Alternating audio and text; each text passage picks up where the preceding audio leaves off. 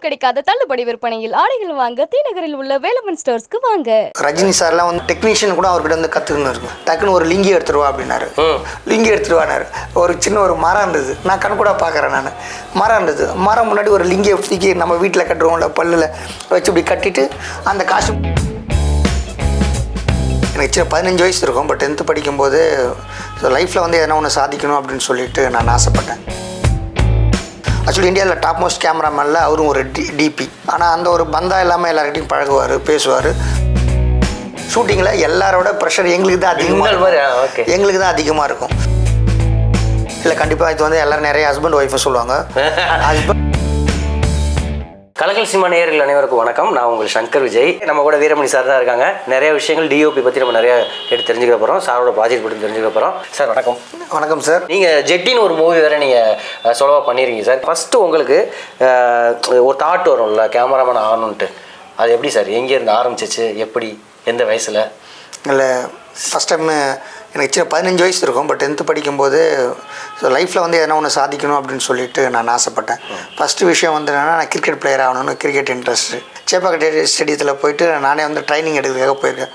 அப்போது அங்கே அதிகமாக பைசா கட்டலாம். அந்த டைமில் என்னால் கட்ட முடியாத சூழ்நிலை. அதே மாதிரி வீட்லேயும் வந்து கட்டக்கூடிய சூழ்நிலை இல்லை. ஸோ லைஃப்பில் ஜெயிக்கணும்னு பார்க்குறோம், பெருசாகவும் ஜெயிக்கணும். ஸோ ரெண்டாவது ஆப்ஷன் வந்து நான் சினிமாவை தேர்ந்தெடுத்தேன். சினிமாவில் லைஃப் லாங் இருக்குன்னு முடிவாச்சு. ஸோ நம்ம டெக்னிக்கலாக கற்றுப்போம். படித்தது வந்து மாஸ் கம்யூனிகேஷன் முடிச்சேன், டிகிரி. அதுக்கப்புறம் டிப்ளமோ சிம்மோட படித்தேன். அதுக்கப்புறம் diploma editing, FCP Avid editing படித்தேன். அதுக்கப்புறம் ஃபோட்டோஷாப்பும் படித்தேன்.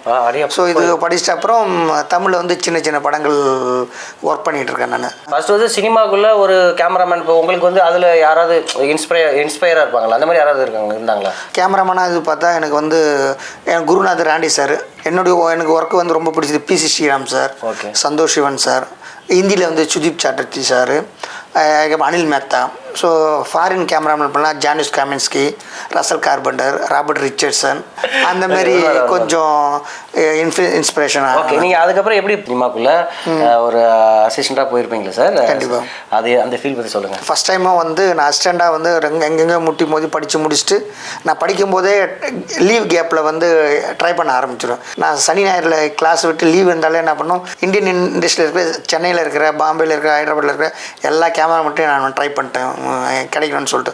ஸோ ஃபஸ்ட் டைமாக வந்து நான் இந்த மைனா எடுத்தாங்களா, சுகுமார் சார் கும்கி படம் எடுத்தாங்களா, அவர்கிட்ட வந்து முட்டி மோதி ஒரு ப்ரொடக்ஷன் சார் ஒருத்தர் இருக்காங்க, அந்த சோழப்பண்ணூரங்க சார், அப்புறம் வந்து வர சார்னு அவர் தவறிட்டார் இப்போது. ஸோ அவங்க மூலிமா பிடிச்சி நான் அந்த படத்தில் வந்து ஜாயின் பண்ணேன். நான் இப்போ சுகுமார் சாரோட மேக்கிங் அது ஒரு தனி ஒரு செட்டப்பு. நீங்கள் ரத்னவேல் சார் கூட தானே அதிகமாக நீங்கள் ட்ராவல் பண்ணியிருக்கீங்க. இப்போ கேம் சேஞ்சர்லேயே ஒர்க் பண்ணிங்க சார். கேம் சேஞ்சர், இந்தியன் 2, தொடர்ந்து அவரோட படங்கள் ஃபுல்லாகவே கேமராமேனுங்கிறது வந்து ஓகே லைட் வச்சு எடுக்கிறாங்க பண்ணுறாங்க, தாண்டி வந்து ஒரு விஷுவல் இருக்கும்ல, அந்த ஒரு சென்ஸ், அவர்கிட்ட ஒரு ஐடியா ஒன்று இருக்கும்ல, அது எந்த விஷயம் உங்களுக்கு அதில் பிடிச்சிருது? இல்லை நான் அந்த இவங்களுக்கு சின்ன சின்ன படம் இருக்கும்போது என்னுடைய ஐகானிக் சில சினிமாட்டோகிராஃபர் இருக்காங்க, அவங்ககிட்ட ஒர்க் பண்ணி கற்றுக்கணும். அதில் வந்து ராண்டி சாரோடைய ஜாயின்ஸ். ஸோ எல்லோரும் ஃபாலோ பண்ணிட்டு ராண்டி சார்கிட்ட. ஸோ அவருடைய ஒர்க்கு என்னென்ன பண்ணுவோம், சேது, நந்தா, வாரணம், ஆயிரம், எந்திரன்லாம் பார்த்துருமா. அது அவர்கிட்ட என்ன பிடிச்சேன்னா, ஆக்சுவலி இந்தியாவில் டாப் மோஸ்ட் கேமராமேனில் அவரும் ஒரு டிபி. ஆனால் அந்த ஒரு பந்தா இல்லாமல் எல்லார்கிட்டையும் பழகுவார், பேசுவார். அவருடைய composition, lensing knowledge, camera movement, so படத்துக்கு வந்து லுக்கு, இதெல்லாம் வந்து எனக்கு இன்ஸ்பயர் ஆச்சு. சேது வந்து பார்த்திங்கன்னா, ஸோ ஃபஸ்ட்டு வந்து தெரிஞ்சதே வந்து இளையராஜா சார். செகண்ட் பார்த்தா ஒர்க்காக வந்து ரத்னவேல் சார் தெரியும், சேம் நந்தாவும். ஸோ எந்திரனும் வந்து பெரிய ஒர்க்கு வருது. ஸோ அதெல்லாம் இன்ஸ்பயர் ஆகி எனக்கு அவர்கிட்ட வந்து ஒர்க் பண்ணணும் அப்படின்னு சொல்லிட்டு நான் ட்ரை பண்ணி மோர் தென் 5 இயர்ஸ்க்கு மேலே அவர்கிட்ட ட்ரை பண்ணி ஜாயின் பண்ணேன் நான். ஸோ எந்திரன் வந்து சயின்ஸ் ஃபிக்ஷன் மூவி.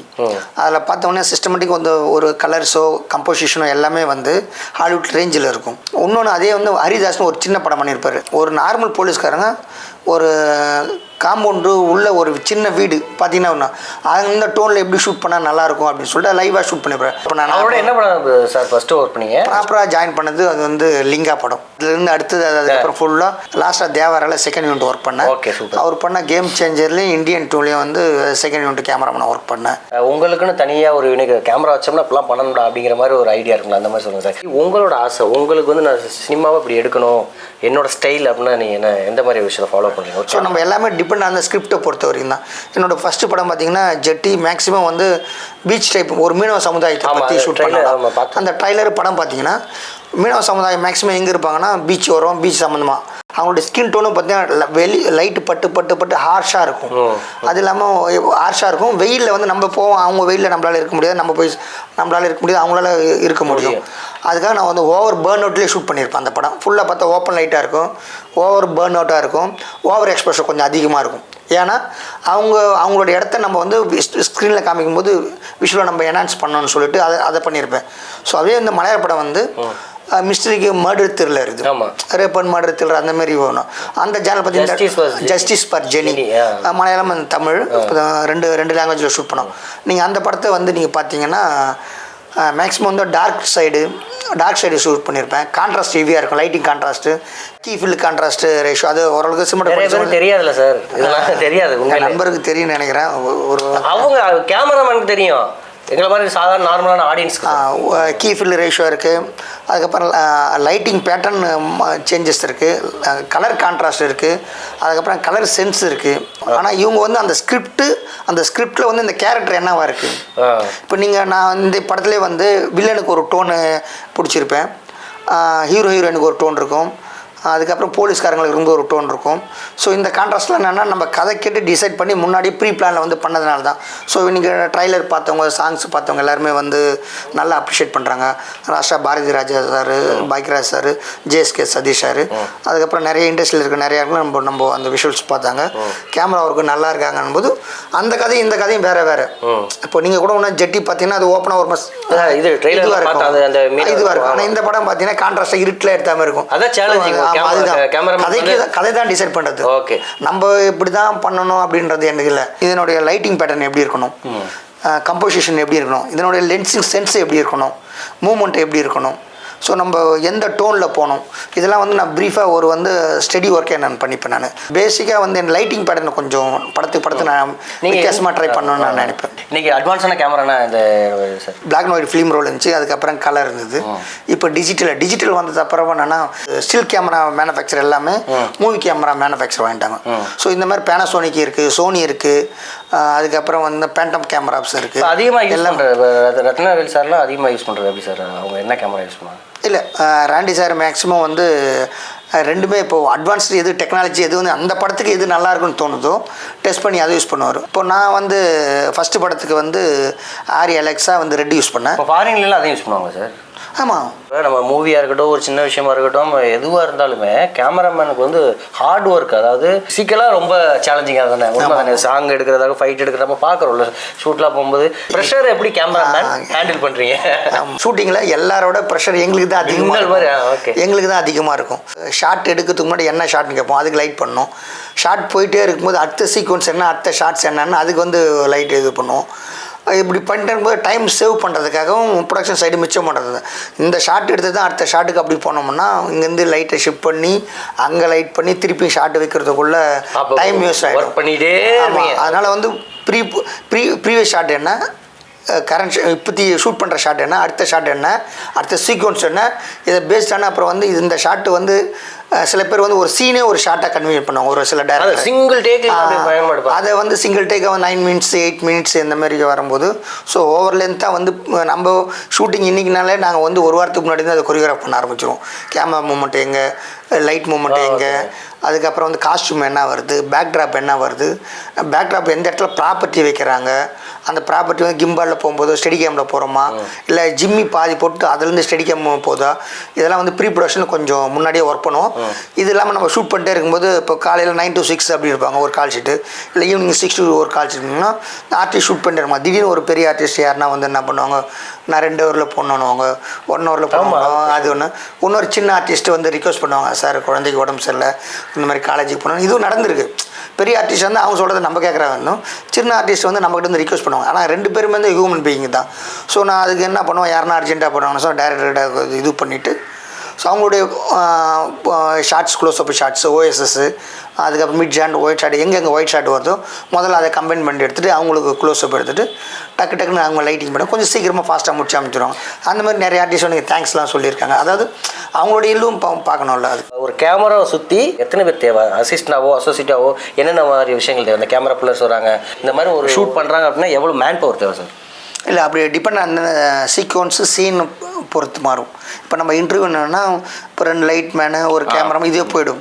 ஸோ படம் சீன்ஸ் அதை எடுக்கும்போது அது வந்து நீங்கள் எங்கே எடுக்கிறீங்க? சின்ன இப்போ இங்கே சொன்ன க்ரீன் மேட்டில் எடுக்கிறீங்களா, இல்லை ஸ்டுடியோக்குள்ளே எடுக்கிறீங்களா, பெரிய பேலஸில் எடுக்கிறீங்களா, இப்போ ஹோட்டல் எடுக்கிறீங்களா, ரோட்டில் எடுக்கிறீங்களா, ஆட்கள் மாறும், எக்யூப்மெண்ட் மாறும், ஆட்கள் மாறுவாங்க. ஓகே ஓகே அது ஒன்று. இதே இப்போ இல்லை நான் டாக்குமெண்ட்ரி தான் ஷூட் பண்ண போகிறேன்னா யாருமே தேவையில்ல, கேமரா ஷோல்டரில் போட்டு ஆட்டோ ஃபோக்கஸ் ஆட்டோ எக்ஸ்பிரஷன் போயிட்டே இருக்கலாம். அதுக்கு உண்டான டீட்டெயில்ஸ் வரும். உங்களுக்கு என்ன தேவை அது மாதிரி மாறும். டேரக்டருக்கும் ஒரு கேமராமேனுக்கும் உள்ள பாண்டிங் எப்படி இருக்கும்னு நீங்கள் நினைக்கிறீங்க? இல்லை, கண்டிப்பாக இது வந்து எல்லோரும் நிறைய ஹஸ்பண்ட் ஒய்ஃபு சொல்லுவாங்க. ஹஸ்பண்ட் ஒய்ஃபுன்றதை விட என்னுடைய பாயிண்ட் அப்படின்னா அண்ணன் தம்பி மாதிரியே இருக்கணும். ஏன்னா ஹஸ்பண்ட் ஒய்ஃபு புரிதல் அது இந்த வேறு அண்ணன் தம்பி இருக்கணும். ஏன்னா கேமராமேனு டைரக்டருக்கு ஸ்பாட்டில் வந்து சண்டையும் வரும், திருப்பி கூடிப்பாங்க, மறுபடியும் விளையாடுவாங்க, மறுபடியும் எதனா ஒன்று ஒன்றா சேர்ந்து போவாங்க. அதான் கேட்குறேன். அது அப்படியே வந்து நீங்கள் வந்து இப்போ லேடிஸ் கேமராமேன் என்ன பண்ணுவாங்க அப்படின்னு கேட்டால் அக்கா தங்கச்சியாக இருக்கணும். ஏன்னா இது விட்டு கொடுத்து போகிறது அது மாதிரி இது இருக்குது. ஆர்டிஸ்ட்டுக்கும் கேமராமேனுக்குள்ளே பாண்டிங் சொல்லுங்கள், எப்படி மிங்கில் ஆகுது?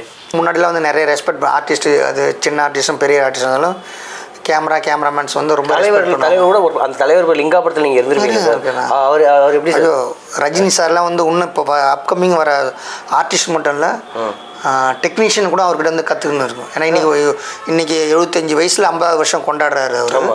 ஆனால் இப்போவும் வந்து ஏன்னா ஒரு புது டைரக்டர் போய் கதை சொன்னாங்க. ஆமாம், புது டைரக்டர் இப்போ போய் கதை சொன்னாங்கன்னா டைரக்டர் சாருக்கு என்ன ரெஸ்பெக்ட் கொடுக்கணுமோ இன்றைக்கும் கொடுப்பார். இப்போ ஏஷியன் கண்ட்ரிலே டாப் மோஸ்ட் ஹீரோ அவர் தான். அவருடைய கலெக்ஷன் வந்து இப்போ இருக்கிற எனக்கு தெரிஞ்ச ஏஷியன் கண்ட்ரியில் நம்ம ஜாய்சான் ஹாலிவுட் ஸ்டார்னுவோம், ஹாலிவுட் ஸ்டார் ஜாய்சானுக்கு இல்லாத கலெக்ஷன் வந்து ரஜினி சாருக்கு ஏஷியன் கண்ட்ரியில் இருக்குது. அவரு கூட ஒர்க் பண்ணி அந்த இதில் இருக்கும்போது எப்படி செட்டில் அப்படி டவுன் டு எர்த் அவர். நான் ஒரு பெரிய சூப்பர் ஸ்டார் அப்படின்ற மாதிரி காமிச்சிக்க மாட்டார். ஏன்னா நல்லா ஆக்ட் பண்ணி இருக்கும்போது டவுன் கேமரா ஃபோக்கஸ் போயிட்டாவோ இல்லை லைட் எதுவுமே சொல்ல மாட்டார். அவருக்கு நான் கண் கூட பார்த்த 2 இன்சிடென்ட் லிங்காவில். அவர் ஜூனியர் ஆர்டிஸ்ட் ஒரு 4000-5000 பேர் இருக்காங்க. அவர் போயிட்டு என்னன்னா ஒரு ஷூட் முடிச்சிட்ட அப்புறம் ஒரு காஸ்டியூம் மாற்றிட்டு வரணும். காஸ்டியூம் வரணும்னா கேரவன் அங்கே இருக்குது, 5000 பேர் இங்கே நடிச்சிருக்காங்க. ஸோ அவங்க போய் மாற்றி வந்தப்போ 5000 பேர் வெயிலில் இருப்பாங்கன்னு சொல்லிட்டு டக்குன்னு ஒரு லிங்கி எடுத்துருவா அப்படின்னாரு. லிங்கி எடுத்துருவானாரு. ஒரு சின்ன ஒரு மரம் இருந்தது, நான் கண் கூட பார்க்குறேன். நான் மரம் இருந்தது, மரம் முன்னாடி ஒரு லிங்கியை தூக்கி நம்ம வீட்டில் கட்டுருவோம்ல பல்லில் வச்சு இப்படி கட்டிட்டு அந்த காஸ்டியூம் அங்கேயே மாற்றிட்டாரு. அதனால் ஆச்சரியமாக அப்படியே பார்த்தேன் நான். இவர் நினச்சா போயிட்டு வரதுக்கு ஒரு 1/2 hour ஆகும். நம்ம 1/2 hourல வந்து இங்கே இவ்வளோ ஜூனியர் ஆர்டிஸ்ட் 5000-4000 பேர் வெயிலில் வெயிட் பண்ணுறாங்க, டெக்னீஷியன் 100 பேர்கிட்ட வேலை செய்கிறாங்க, இவங்களாம் வேஸ்ட் ஆகக்கூடாதுன்னு சொல்லிட்டு காஸ்டியூம்ஸை வந்து ஒரு மரத்து பின்னாடி சூப்பர் ஸ்டார் மாதிரி நாங்கள் அங்கே தர்மாக்கோல் பிடிச்சிட்டு நாங்கள் வேடிக்கை பார்த்தோம்.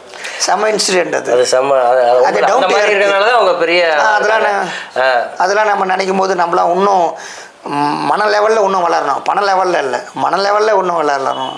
கேமராமேனுக்கு இது எடுத்தால் சேலஞ்சிங்காக இருக்கும், அது நம்மளுக்கு அந்த ஸ்கிரிப்ட் வேணும் அப்படிங்கிற மாதிரி இருந்தால் உங்களுக்கு என்னது? கதைக்கு வந்து என்ன சேலஞ்சோ என்ன ரிஸ்க் வேணால் நான் எடுக்க தயார். நீங்கள் சேலஞ்சு ஒன்று ஞாபகம் வந்தது, ஜெட்டியில் ஒரு பீச்சில் வந்து சாங்கு.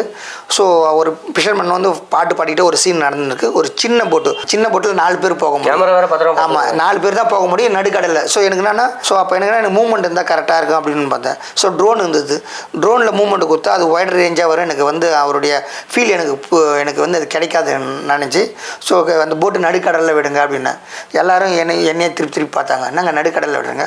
நடுக்கில் கேமரா எங்கே வச்சுன்னா ஜிம்மியும் கேமராவும் அந்த போட்டில் ஏற்றா கொடுக்க மாட்டேன்ட்டாங்க. எனக்கு இந்த படம் இந்த கதைக்காக தான் நல்லா வரணும்னு சொல்லிட்டு நம்ம எல்லோரும் வந்திருக்கோம், இது நல்லா வரும், உங்களுக்கு எதனா வேணுன்னா நான் கையெழுத்து போடுறேன்னா நீங்கள் கையெழுத்து போட்ட பற்றில எங்கள் ஓனர்கிட்ட பேசணும் அப்படின்னாங்க கேமரா பீப்புள்ஸ்.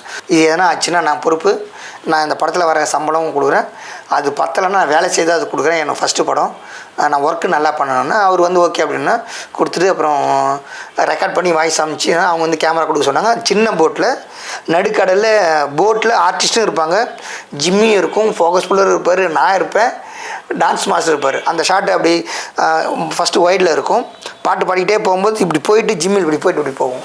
ஸோ அந்த ஷாட்ஸ் வந்து நடுக்கடலில் வந்துச்சு. அதுக்கப்புறம் இன்னொன்று இருக்குது, அதே நடுக்கடலில் வந்து அங்கே சொரா மீன்லாம் இருக்கும், அங்கெல்லாம் போகாதீங்க அப்படி இப்படின்னாங்க. ஸோ வந்து நான் ஒரு கேமரா வந்து அண்டர் வாட்டர் ஃபோட்டோகிராஃபி வந்து மேலே வந்து லென்ஸு பாக்ஸ்லாம் போட்டு போட்டில் வந்து அவன் சாஞ்சி பாடுற மாதிரி நான் நடுக்கடல் இந்த போட்டில் தலைக்கீழ நான் படுத்துட்டு கடலில் கையை விட்டு அண்டர் வாட்டர் ஃபோட்டோகிராஃப் நானே ஷூட் பண்ணேன் கேமரா ஸ்டாண்ட்ஸில் தான். அதே சேலஞ்சிங்காக நான் அப்படி எடுத்துகிட்டு போயிருக்கலாம். கேமராமேன் வந்து எந்த அளவுக்கு டெடிகேட்டாக இருக்குங்கிறது உண்மைதான். நிறைய பேர் இப்போ வந்து என்ன எடுத்தம் போனால் கட் பண்ண சொல்லியிருக்காங்க, நிறைய விஷயங்கள் ஷேர் பண்ணியாச்சு. சூப்பர் சார், இந்த விஷயம் சொன்னது எனக்கு ரொம்ப உண்மையிலேயே ரொம்ப பிடிச்சிருந்துச்சு. ஏன்னா கேமரா எந்த அளவுக்கு ரொம்ப முக்கியம் அப்படிங்கிறது வந்து கேமராமேன் எந்த அளவுக்கு ஒரு சினிமாவுக்கு ரொம்ப முக்கியம், பொதுவாகவே முக்கியங்கிறது தெரிஞ்சுட்டு நீங்கள் பெரிய பெரிய படங்கள் பண்ணுவீங்க. நிறையா விஷயங்கள் எனக்கு ஷேர் பண்ணதுக்கு ரொம்ப நன்றி. Thank you so much. Thank you brother. இந்த பேட்டி பார்த்த எல்லா மக்களுக்கும் நன்றி. அதுக்கப்புறம் இதை ஷூட் பண்ண கேமராமேன் சங்கர் சாருக்கு, இதனுடைய ப்ரொடியூசருக்கும், கலக்கல் சினிமா நேயர்களுக்கு நன்றி.